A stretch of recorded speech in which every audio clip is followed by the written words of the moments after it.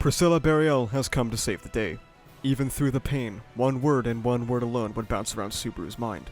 Why? Arakia is stunned to see her princess before her again. The girl who once gave an otherworldly presence would collapse under Priscilla's gaze. Arakia lurches towards Abel, telling her princess that she will help her regain her rightful place in the Empire.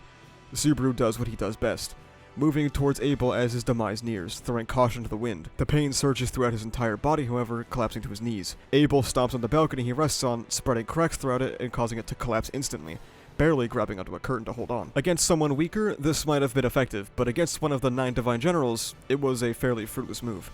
Instantly, a figure intervenes between Arakia and Abel, sending her flying away from the Emperor. The man asks her to not parry a strike so easily, lest it make him depressed, as Al, the man of the hour, makes his appearance. He's surprised to run into Subaru on this side of the border, and wants to share his thoughts on his current attire. Priscilla tells him to stop wasting time and to fight Arakia, and she is unable to use her full power with Priscilla in the vicinity. Rem asks for her to utilize her strength, but she only responds to simply observe. Al was barely able to withstand Arakia's onslaught of attacks, being repeatedly pushed back with each blow until he lost his footing, leading to Arakia swinging with her leg, something that would surely hurl Al off the building, but her body unnaturally sways. The two people who had not been caught off guard by this were Priscilla and Al, as Abel yells to attack. Al swings his blade bereft of mercy. No, there was some mercy. He twisted his sword to use the blunt side, instantly destroying her elbow, bone piercing her own skin. Behind his jet black helmet, there was a low growl from Al. She responds to this devastating blow by kicking Al off the balcony, leaving Abel entirely exposed. The only thing stopping her is Mazelda grabbing onto her and holding her back. Unlike Al, Mazelda had no mercy or compassion to give to her prey at the last minute, and she was the target of Abel's command from earlier. Frowning in annoyance, Arakia easily blocked her attacks, thrusting her branch into her unarmored torso, piercing without much resistance. Arakia, assuming Mazelda had perished, shifts her focus away, but she still holds onto her tighter and tighter. This moment of stagnation was to create a final opportunity, but there was no one on their side who could take advantage of the moment created. Priscilla tells Rem to hold her head aloft. It was her plea that brought about this swing of hers. She closed the distance in a single step, striking Arakia's back with a flash of the crimson sword. She reminds the girl that she told her to prepare her resolve for the time that they meet again. This blow was an answer to that promise. Mazelda, who was held onto Arakia, was also caught up in the attack. The two of them fell into a tangle, collapsing like sluggish ragdolls. Rem crawls over to them. Mazelda's body had been scorched, blown away, and pierced through the stomach. Subaru stands up to rush to Abel's aid, pulling him from the dangling curtain as thoughts flash through his head to rush to perform non-magic first aid, but Priscilla stops him. Abel refers to her as Prissa, causing Priscilla to remind him that that name is dead, and what stands before him is Priscilla Burial. As the atmosphere gets heavier and heavier, Al calls out for help, being hung from a crystal light fixture below the balcony's edge. Despite this call, he still dangles. The tension in the room was too heavy for anyone to go and help him. As the room calms, Tarita rushes to Mazelda's side and Subaru goes to help Al, and along with Medium, they pull him back up. Al wasn't aware that Subaru had a cross-dressing hobby, but he will fill him in on Natsumi later, and changes the subject to ask why he and Priscilla are even here. Al falls silent. He knows, however, that isn't truly what Subaru wants to know. What he wants is the way back, right? He doesn't have one, though. It's hard enough to get in, let alone trying to escape this nation. Al and Subaru return to Priscilla, who had been communicating with the injured in the building, but it has gone nowhere. They are around a round table with Abel, Zakira, and the Shudrock. Subaru asks Priscilla why she's here, and she calls him annoying. She's here to speak with Vincent, exceptional and foolishly honest. It appears he had forgotten how to stand up during his time as Emperor. Her taunting did not deter Abel's swarthiness, as he tells her to gaze upon him. Al cuts in, saying she clearly cared about Abel's well-being because she spurred the dragon to go full speed, almost enough to exhaust him. He did make the wrong choice by saying this. Subaru is taken aback. Was fighting to protect someone really logic that applied to the person known as Priscilla Burial? Al tells Subaru that the smart guys are convinced that they have a shot. If we keep it together, we can avoid trouble. Good or bad, they'll just have to suck it up. Even if you try to fight, you'll lose, because Al and Priscilla are going to win anyway. Subaru is shocked, yet again, by this duo. Al was a man who had a tendency to draw an arbitrary line, just like the Subaru of old. These two men are just ordinary. Arakia is someone Al thought he could not win against, and Subaru likens the divine generals to people like Reinhardt and Julius, but surely nobody can beat Reinhardt. That is when Abel says that is not so, and Zakir even backs this up, saying Cecilia's segment might be able to match him, and upon that, Subaru felt a chill run down his spine. Al tries to encourage Subaru despite this bombshell. He was able to beat Arakia, ranked second. That was a big win. Al's optimism feels unusual. Subaru recommends that they get information from Arakia, and Al loves this idea. Kuno, however, disagrees. She is too dangerous of a being to let live. She must be killed. Subaru glances over at Priscilla, hoping her connection with the girl will make her sway the conversation, but she had already decided on her attitude towards her.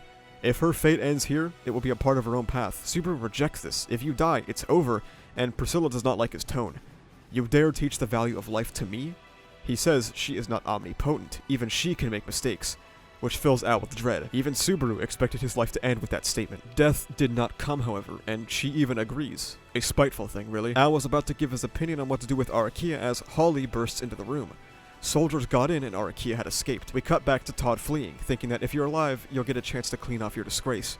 But if you die, that is the end. He will never take a fight he cannot win. He did not believe himself wise, not in the slightest, but for that reason, he knew he should approach his decisions carefully. He did not get into fights he could not win. However, paradoxically speaking, there's nothing wrong with getting into a fight you have a chance of winning. He thinks to Natsumi, about how even in Wallachia, executing prisoners of war was frowned upon, but Natsumi would make up a good reason to do it if she had to. Every time we get to see or hear about Subaru's accomplishments from the other side, it's usually fascinating. The way Aridna reacted to him in Arc 6, and the way Nubru reacted to himself in Arc 6 as well, thinking that there is something nefarious about himself. Todd, noting that a Divine General is assaulting City Hall, weighs the idea of acting or not acting. All they had to do was be useful to the General. If they could detain the enemy, interrogate them, and deliver payback, they might get promoted and be allowed to go home. Todd and Jamal rush to Arakia's aid, and when he sees Natsumi standing in front of Rem to soak Arakia's blow, with utmost vigilance, Todd shouted out loud in his heart for Arakia to kill him for sure. He did not care about anything else. As long as he could make sure that the life of Natsumi Schwartz had been terminated, it would be. And in that instant, Priscilla intervened. Jamal asks Todd what's going on, and he tells him to shut up. He knew at a glance that Priscilla belonged to the side of halves, far removed from normal people. Natsumi, having survived what seemed to be a desperate situation, made Todd keenly aware of the fact that he also had something to offer, something he had that was different from power or luck. Jamal calls to Todd again, and when he responds, he admits defeat. As Arakia falls, the balance is broken. He barely got Jamal to listen to his request to flee the first time. Asking him again would be impossible.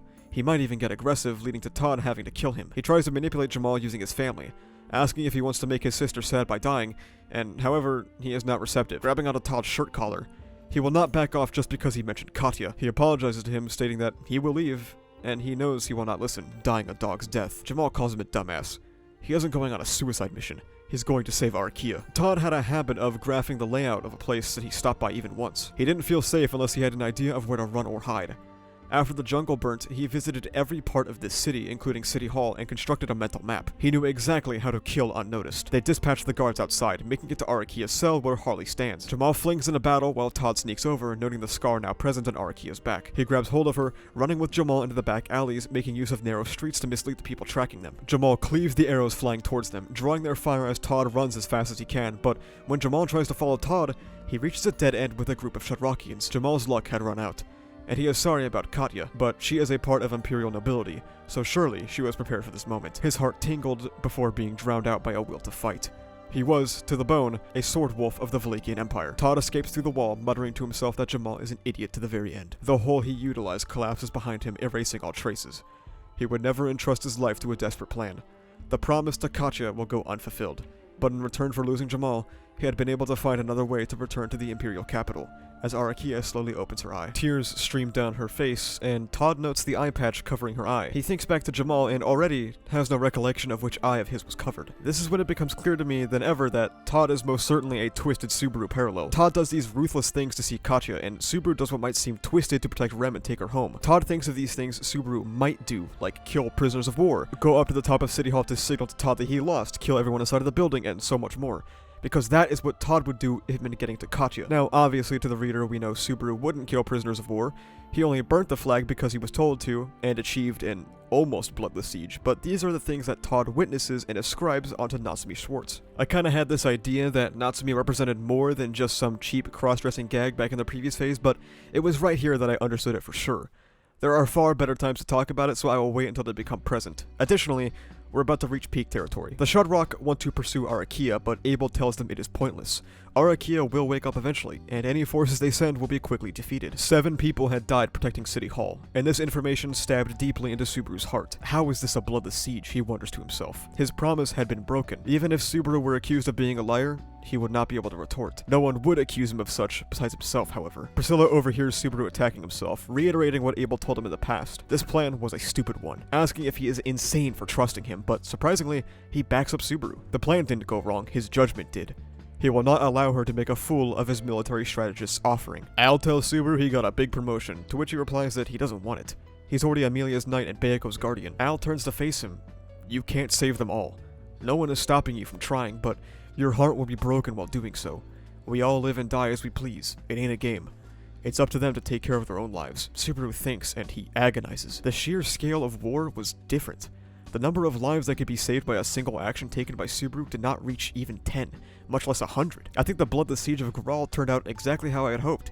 It proved that Subaru's near-utopian goal of nobody dying in war is naive, while not punishing him for trying. It proved that Abel's words that sometimes loss is necessary is correct, while not taking it to his psychopathic extreme. It struck a good middle ground to set realistic consequences for what is to come in the Civil War. Subaru learns of Arakia being a spirit eater and goes, oh shit, what if Baego came here? But Abel assures him that spirit eaters are not common, and if there had been more, he would have protected them. That was the Observer's. Never mind. Abel used her power against her, dropping one of the rings he had and causing the mana inside to flood her surroundings and giving her mana poisoning. Priscilla then informs the party that she has come to help Abel retake the throne and to stop the stream of pesky assassins coming after her. Abel tells him that the person responsible was the Prime Minister, Belstets. He was betrayed by the Prime Minister, his right-hand man Chisha, and now the second strongest Divine General, Arakia.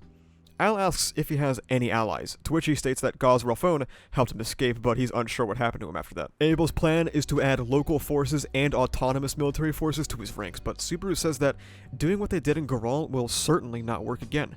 He assures him they will not do this again. Instead, they will work to secure Divine Generals. The one who holds the throne holds the most generals.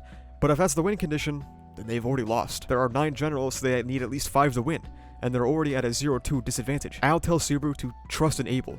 He already won the right of selection, so the Divine Generals likely won't just flat out refuse to talk. They're scattered about the nation dealing with their own civil issues, meaning not all of them were involved in the coup. If we sort by most powerful, their first bet would be Cecila's, but he's not popular. Zakir says he is a cornerstone of national defense, but the troops consider him an incomprehensible monster and impossible to communicate with on a deeper level. As they talk, Flop enters the room, telling them that everyone upstairs made it out alive, and that Mazelda is calling for them. And when they arrive, she informs them that she is stepping down as chieftain of the Shudrock, installing Tarita as the head of the clan, as she pats her now missing leg. Tarita doesn't believe that she has the abilities to be a good chieftain. She pleads with her sister that she doesn't have the capability. Rem looks down to her own feet, damning her own inadequacy, until Mazelda says it's because of her power that she made it out alive. She's grateful to Rem and has nothing more to say. After that meeting, Subaru approaches Rem, asking if now's a good time. Her gaze pierces right through him, asking when he will change, and he responds that he will when this conversation ends. He tells her she did a great job, but she disagrees. She's keenly aware of her own lack of power and believes herself useless. To rue that one could have done more was something Subaru could painfully understand. She wonders how the siege would have gone were she her old self, and her pale blue eyes filled with earnest emotion were directed at Subaru upon this question. He tells her, even with her memories, it would still be helpless. If someone should be blamed, it should be him. He wasn't strong enough, he didn't think enough, and he didn't examine things seriously enough. All of it is his fault. His idea of a bloodless siege was for naught, a pile of failures, and the chance of recovery was lost. But why? Why did it turn into your fault? Mazelda's leg, the Shudrock's injuries, all of it was your fault? He agrees. If he had prepared more, it wouldn't have happened, but she disagrees. His plan had proper payoff. Who cares about what happened after? Nobody could have predicted Arakia's entrance, so why are you responsible for all of that? Of course, he could not simply tell her about Return by Death. He wishes he could tell her, but he was afraid of pain. The pain of trying to say it was terrifying. The man who had become the embodiment of pain had become terrified of that continued experience. But what was truly frightening was not the pain, but the loss. Was there anything more terrifying in this world than loss? Was it not because of that extreme fear precisely that this authority was granted to Natsuki Subaru? Ram asks why he protected her. In that hopeless situation, he stood in front of her. She says that he is trying to handle everything on his own. You aren't strong enough to do all those things. At first, I was wary of you because of that horrible smell. Then she stopped, breaking off her own words. I, Luis, Abel, Mazelda, and the others are all human beings with a will, and you don't have to get worked up to protect them.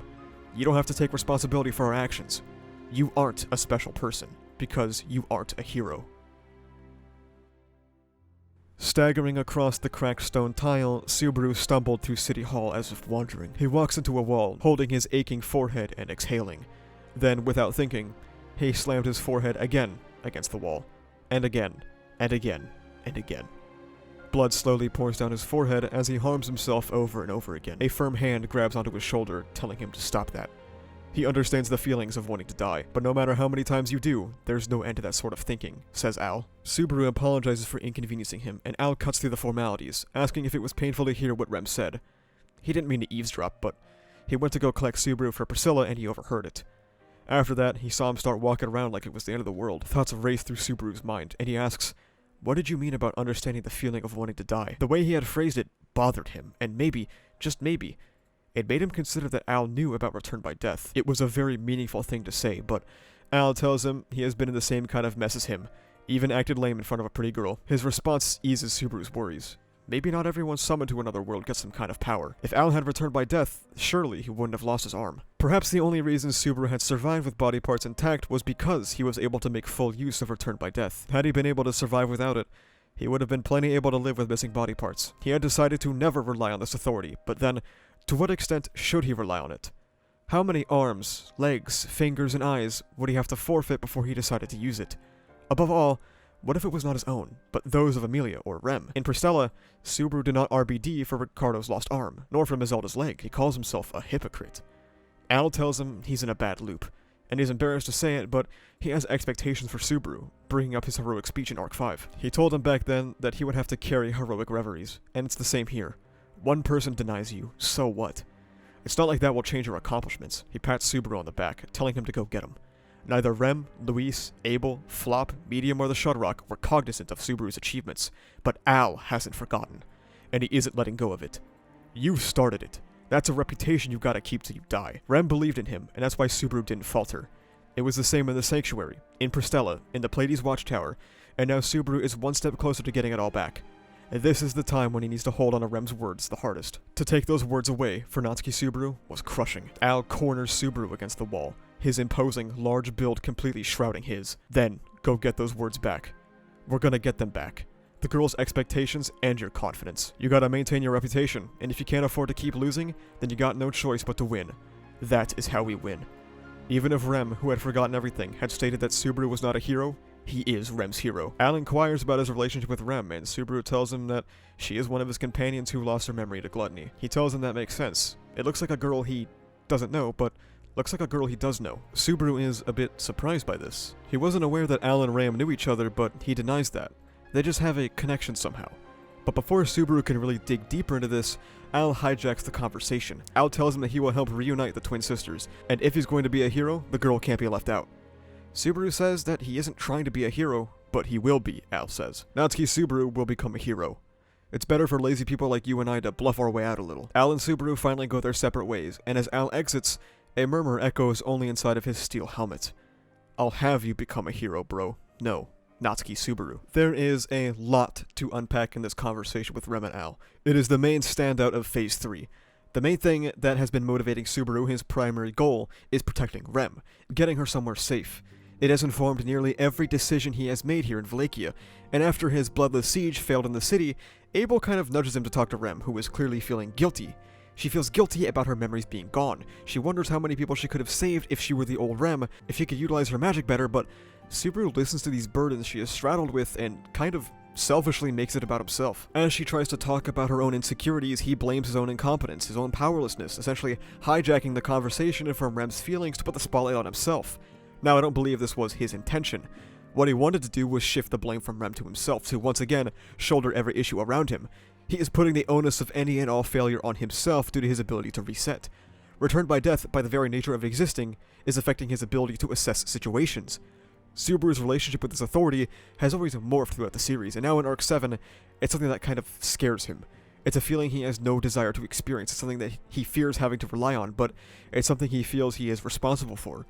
Everything he could possibly change in his mind rests on his shoulders. This is why ReZero's handling of Subaru is absolutely superb in basically every single way. Subaru is never fixed. His self-worth issues don't go away after Rem's talk in Arc 3. They are in fact once again front and center in Arc 4 and 6. He's doing better now, but he still relapses into negative thought patterns. His issues with shouldering heavy burdens, they don't just go away in Arc 4. It's returned in Arc 7 in a new and somewhat more toxic form. Subaru's hero complex has absolutely exploded now that Rem has returned to him. We see this in the macro, feeling like he is solely responsible for trying to save everyone during a nationwide civil war, and his utopian idea that everyone could be spared, and in the micro, of his only motivation being one person. Pushing forward and even existing for one person is placing a big burden on someone, something Subaru even noted himself in the last phase, yet he still kind of does it. Now let us address the elephant in the room. At first, it's easy to think it's strange that the entirety of Phase 3 goes down while Subaru is Natsumi. However, there is much more than meets the eye here. Some of it I will discuss at the end of this video, but some now. Natsumi is a way of Subaru taking control. It's a literal mask he can wear, a visage he can handcraft to be Rem's hero, to have that confidence to be a hero in general. Natsumi Schwartz exists as the person Natsuki Subaru wants to be. It's an ideal he strives for. And like Al mentioned prior, sometimes ordinary people like them gotta bluff their way to success. It's a mask he can wear to keep going to become Rem's hero. This is when Rem inadvertently attacks these character flaws of Subaru that he's keenly aware of. Remember, what she said here wasn't intentionally negative. She has no memories of who she was or what being a hero means to him.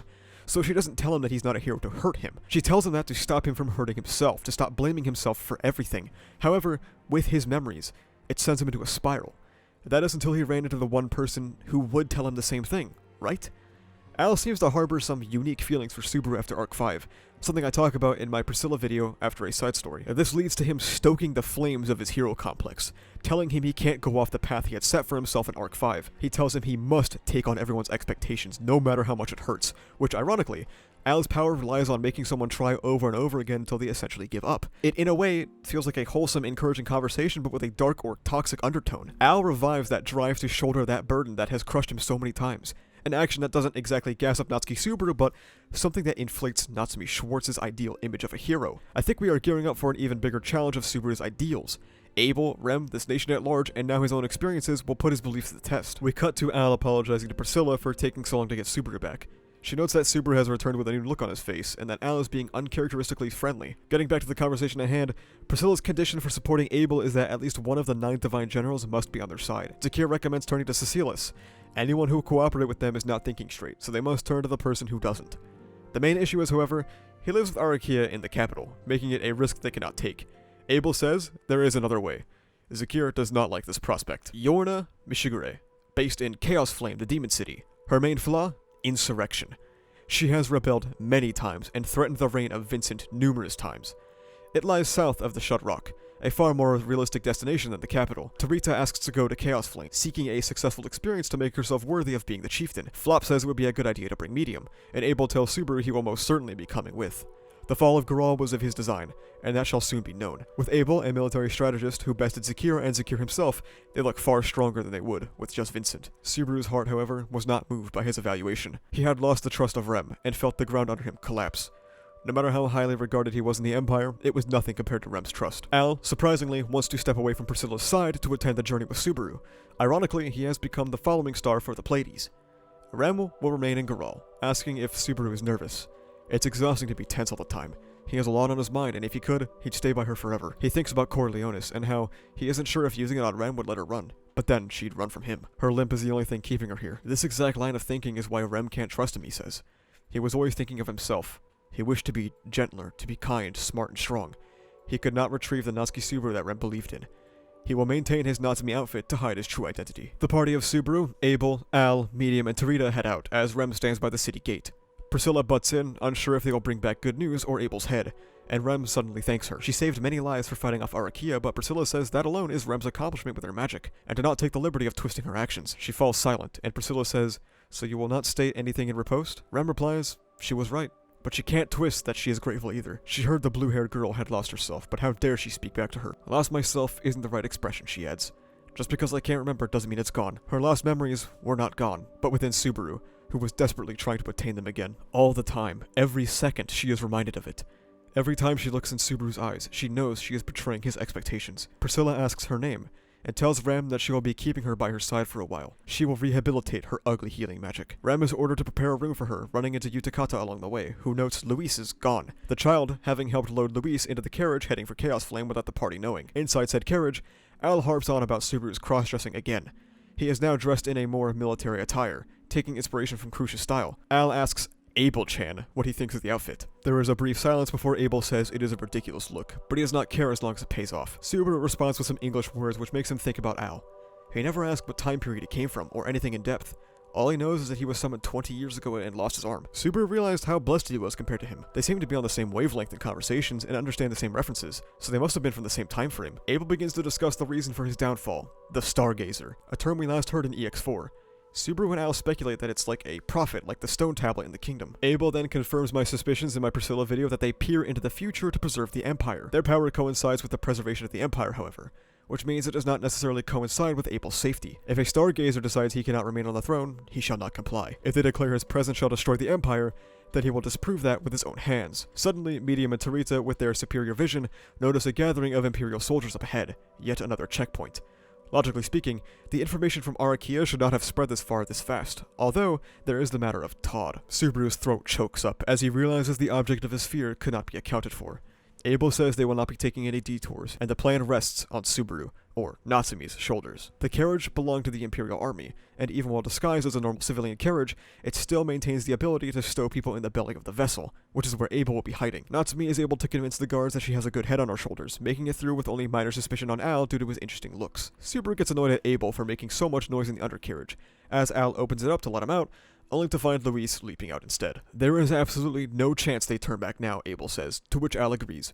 A part of Subaru felt relieved that Luis was not walking around unchecked in Garal, but he was still suspicious of her true nature. Al says that little girl might slow us down, but she could also be used to some end, like getting guards to pity them for having a child. He walks up to her and reaches over to stroke her hair, and before his hand can reach her head, she bites onto him. A startling amount of characters are distrusting of Al. Subaru, after getting a scolding from Tarita for yelling at Luis, decides they will take her. This isn't a pleasure trip. Show them you're useful, he tells her. After a day of travel, they rest at a campfire. Medium opens up about where her and Flop came from. She doesn't know how he plans on taking revenge, but she will help him. The reason this discussion spawned was because she was taking great care of Luis, and when asked about it, she spoke about her life at the orphanage. Abel, unexpectedly, chimes in asking where she comes from. They were born in a town called Averick, to which Abel says it will be dealt with accordingly. Subaru is confused by Abel's conduct, and he responds that it is a matter of punishment and reward. Many are dropped into this world as have-nots. What they grasp in their hands and what they die with is their life. Hearing that he was born as a have-not was unpleasant to Subaru, and Abel adds that he is no exception. With this position comes a certain amount of responsibility. If one carries a burden they cannot bear, then those who are crushed are no more than fools. Character and pride can only be honed by daily self-awareness. Abel's gaze slowly turns to Subaru with this next statement. False and contrived identities shall eventually be exposed. You seem to be quite adept at disguising yourself, but it shall take some effort to mend it once it comes off. After a short silence and a hurt look on Subaru's face, Abel stands up. Perhaps he has spoken too much, heading back into the carriage to go to bed. Medium asks if Subaru is okay because, while she didn't get what he was trying to say, she could tell that he was in pain. He glances down at Luis, sleeping in her lap. It was a moment so peaceful that, to Subaru, it felt he was cut off from hardship or anxiety. He gazes into the flickering flames of the campfire. The world had grown so quiet. He used to hate this kind of idle time. When spending it in a daze, he would feel tormented and driven by an unfathomable sense of urgency. He wondered if he was allowed to spend his time aimlessly, as if he were in a stupor. He equates himself to papier-mâché, the result of a series of excuses, before he cuts off this train of thought. Tarita nods her head, her face lit up red by the flames. She had pestered Subaru into speaking of his original world, making the darker parts more ambiguous. She was jealous of his attitude, shocking his mind. Ever since he came here, and even before that, his life has been a series of failures. Tarita talks about growing up and hiding behind her sister, and nobody doubted Mazelda would become the chieftain. Her voice trembles as she opens up. What Mazelda could do when she was 10, Tarita couldn't do at the same age. It wasn't a difference in age, it was a difference in something.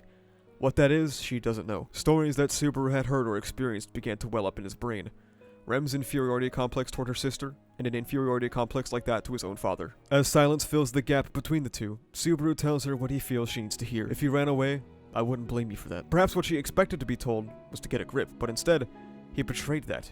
If you want to leave, I understand. She asks if they don't need her, but he tells her of course they do. He wants her here in terms of personality and strength, but to force her to be here would be selfish. Subaru, who had been in that exact dark place previously, had declared to Tarita, who was older and probably more experienced than Subaru in this matter, much like they were senior and junior, you cannot be someone else. No matter if you are related or close, no matter the degree one had longed for them, envied them, or scorched them into their heart, you cannot be someone else. Subaru cannot be anything other than himself, and he had to at least become something he could like, something to be comfortable and be confident in. He suspected that his being summoned to this world had been an act of consideration by someone who had taken in his desires to escape. The fact that he was able to escape his room, trapped between expectations and guilt, was his salvation. Due to being isekai'd, he was able to catch up to his current self. There is nothing wrong with running away until one is ready to fight, a sentiment echoed by Todd earlier. This should be a world in which everyone could choose not to fight. As he wraps up his monologue, Al steps in for a shift change. Subaru tells Al that if she asks for life advice, do your best to guide her. He tells him that he can't be responsible for other people's lives. He's been running from that. Subaru enters the dark carriage, looking down on Abel, who is sleeping, or so he thought. It is the custom of the Valakian royal family to sleep with one eye open. Finally, in the morning, they arrive in Chaos Flame. In the heart of the city lay the most conspicuous feature, a castle painted in vermilion glossy paint, and the streets expanded out as a circle encasing it. It appeared like a wedding cake with no unity, created by painting chaos on top of order. The first thing that stood out here for Subaru was the unprecedented number of races in the city. Compared to Lagunica, the people here spoke to him, especially how proudly they stood. Near immediately, the party is invited to enter the castle at the heart of the demon city, seeking an audience with Yorna. Abel had given Subaru a letter to deliver. Subaru, Al, and Medium are ushered into the atrium, which also hosts others requesting an audience with Yorna. Medium asks what they do about the others, but Subaru tells her that they will simply ask to clear the room before handing over the letter. The large room and the castle at large reminded Subaru of Japanese architecture, harkening back to a tatami room in a historical drama. He glances over at the other guests as they sit down, when his cheeks completely freeze. Just 5 meters next to him, waiting for Yorna, was a man donning the same visage as Abel, who was not supposed to be here. Subaru and Al are unsure what to make of the situation, as the dear girl servant from before announces that Yorna has arrived. Her body was wrapped in a bright kimono, and her hair adorned with kanzashi, a hair ornament used in traditional Japanese hairstyles. She has 6 foxtails, and alongside her otherwise very Japanese attire, safely ties her to the Japanese mythological creature known as a kitsune. They are fox-like paranormal entities that grow stronger and wiser the older they get. Foxes in folklore often employ their abilities to trick others or otherwise be deceitful. Her multicolored kimono in Japanese culture could represent many things. Kitsune are known to live for a very long time, sometimes even for 1,000 years before getting their 9th tail. And the checkered pattern on her kimono could be interpreted as the pattern known as ichimatsu, something often associated with longevity. The flower pattern, ironically, represents cherry blossoms, something that only blossoms for a short time but represents elegance or beauty. The fake Vincent calls to her, and she responds to him saying no matter how many times she invited him to the demon city, he never showed up. Raising an army against him wasn't his idea of an invitation, he replies. Yet her heart throbs to think her feelings have reached him. A man with yellow-green hair that is protecting Vincent calls out to Yorna for being disrespectful. The man is Kaf Meirolux. He points to Subaru's group, asking why she wants them to be present here. Yorna has no intention of removing them, and Vincent asks what she is possibly thinking. He gives her a cold stare, to which she tells him that he will surely be more pleased if he knocks the guests over there down a few pegs. Feeling the gaze fall upon him, Subaru apologizes, saying that they are in the wrong place at the wrong time. They will step back. Yorna mutters that it is a timid thing to say, and he quickly realizes that he had committed a misstep. As Yorna says that she had heard it from Tanza, they had come here to turn her into an enemy of the Emperor. Subaru's plan before this meeting was to use their mutual distaste of the Emperor to his advantage. But with Yorna apparently fighting for Vincent's attention, the atmosphere of the hall grew thick. Kafma is mad that Yorna would allow Vincent to be in the same room as rebels. In silence, Yorna watches Subaru squirm as he tries to think of a way out. He returns the gaze that the fake Vincent casts and says just one thing. It is as she said, we are declaring war on you. Vincent's eyes flicker, and he was unable to decipher which emotion it corresponded to. Joy? Anger? Sorrow? Or pleasure? Yorna lets out a chuckle, and Vincent is largely unbothered. In the land of the Sword Wolf, possessing the metal to aim for his head makes you a citizen. The value of his head is not so low that he can hand it over, however. Kafma demands Vincent order him to dispatch the opposing party, before a small figure besides them calls out. Olbart, who we were introduced to in EX5, tells Kafma to shut up. Subaru feels like he is reaching his wit's end. They have Arakia, Chisha, Kafma, and now Olbart? The numbers against them only continue to grow. Suddenly, Al calls out, asking Olbart if he remembers him. He thinks for a second before recalling the day at the Sword Slave Island. He can't believe he's still alive. 8 years ago, he was in service of Vincent, and he has yet to receive his reward. He turns his head to Subaru, realizing what he was being asked to do. Subaru pulled out the envelope given to them by Abel, a love letter from our master to Yorna. Vincent will allow it, but the only thing he will allow is for them to hand her the missive. This does not guarantee they will survive for a response. She comments she is a woman after all. She doesn't want to be seen reading a love letter as soon as she gets it, so she will read it as soon as she is alone. Subaru slowly approaches her, as Yorna thanks him for his hard work, telling him it will get a lot harder from here, something he is keenly aware of. After passing her the letter, he spins to face Vincent. Your Majesty, I'm afraid we're going to have to take your throne. Kafma's eyes light up, his clothes explode as his arms extend, and countless thorns rush towards Subaru. Before it can hit him, Al grabs him and throws him away from the thorns, parrying them and cutting himself up. Subaru apologizes for the disturbance, and Yorna wishes them a safe trip home, as he turns the call to Medium, telling her to do her best. She and Al slash through the mountain of thorns approaching them. She reaches the window, destroying the railing and blowing the wall down. Subaru runs as fast as he could towards her, and at the last moment, kicks off the floor as hard as he can, being intercepted by Olbart. He winds up, using his piercing hand strike to hit them both squarely in the chest, but Nothing happens. Subaru looks down at his chest, and no damage was taken from Olbart's attack. Medium grabs Subaru by the collar as they cross the wall she had breached, escaping the Crimson Lapis castle without hesitation. He clings to her, pulling out his whip and unleashing it, hitting one of the many beams that stick out of the Demon City. Hooking the whip onto it, Al jumps onto Subaru's back as the trio escapes the castle together. The beam they were utilizing suddenly snaps, causing the trio to crash into the castle stables, entangled atop haystacks. The smoke from the escape covered their tracks from Kaffa's vision, and even Olbart stops them from pursuing, citing that Al has some strange tricks up his sleeve. Yorna fills her lungs with purple smoke, deeply exhaling and guiding it to the hole in the wall, mending it in a spectacle. It was like the building was healing itself. She wishes to respect the wishes of the trio, telling Vincent to not forget that this is her city, somewhere Cecilius' blade cannot reach. He will give her one night, turning toward the final unknown person in his party, saying it's odd how he's not speaking. It would be complicated if he were to meet some people. The stars had commanded he clam up in this demon city. My initial speculation is that due to him being apprehensive about the people of Subaru's party and his position with the fake Vincent, it's likely that this is Ubilk from EX5. It's interesting that he would be a stargazer though. Hopefully we get more of that in Phase 4. Subaru, Medium, and Al climb out of the rubble.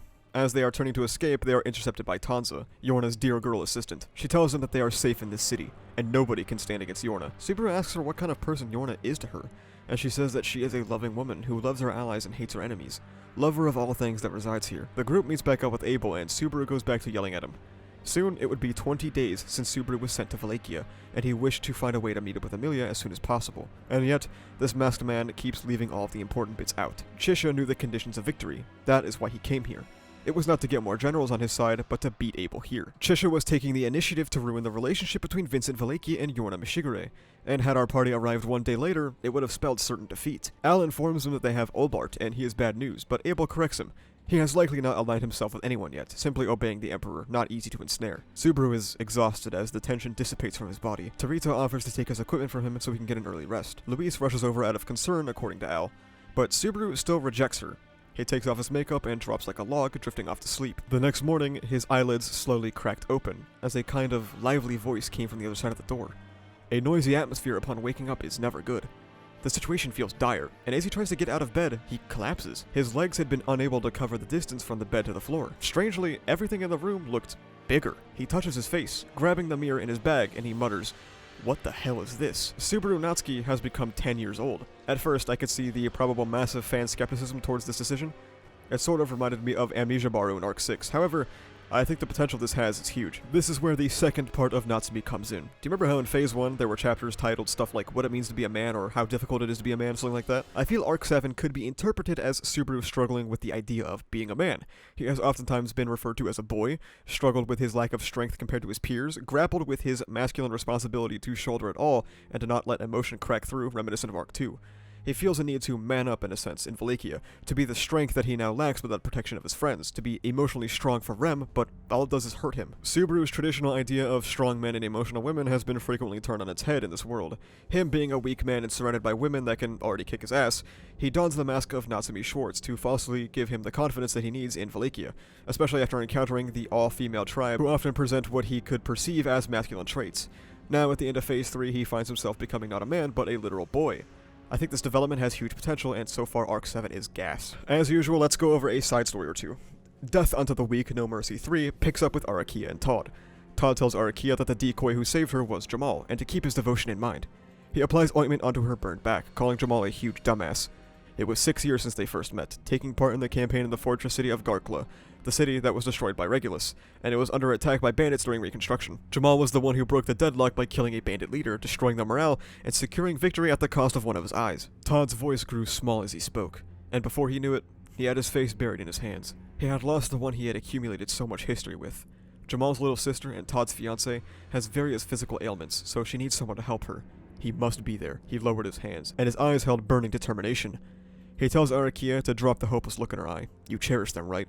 If that's the case, never let go of them. Do not let your princess be taken from you.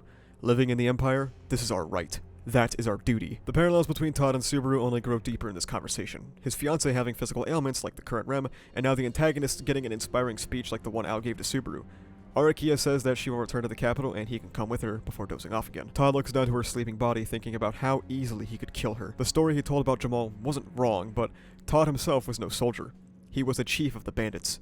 His plan was to round up the leaders and join the soldiers of the Empire having performed this great deed, but Jamal came in before he could. Even then, it was thanks to him that he met Katya. The thought of her grieving Jamal made him feel down, but at the same time, he also took some dark delight in the fact that only he could love such a weak woman who'd been abandoned by pretty much everyone. He looks over to the sleeping Arakia once again, warning her to never become a hindrance to him, taking out his axe. Finally, there is another small side story about someone rebelling against Vincent, where we learn that Rowan was Vincent's initial guard, and we learn that he is also related to Cecilis. For brevity, I won't get too far into the story, but it's called A Death Unto the Weak, No Mercy Zero, Vincent. Phase 3 had its issues. The first half of this volume was pretty slow, with absolute peak character moments sprinkled throughout, really kicking off in the later half. It often felt the need to repeat information as if it was just padding for time, and I've never been a fan of reliance on side stories to understand the main story.